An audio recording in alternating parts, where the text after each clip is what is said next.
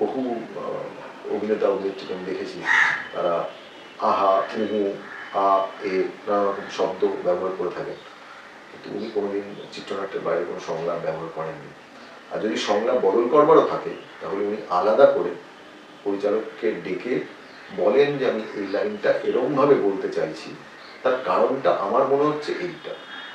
এই যে একটা চিত্রনাট্য নিয়ে এত ভাবা, একটা শব্দ চয়ন উনি করছেন, নতুন করে কোনো শব্দ ব্যবহার করতে হয়েছে, তার পেছনে যে ভাবনা, এইটা মনে হয় মানে এগুলো আমি পরিচালনা করতে গিয়ে আমার মনে হয়েছে যে এটা একটা শেখার মতো জিনিস।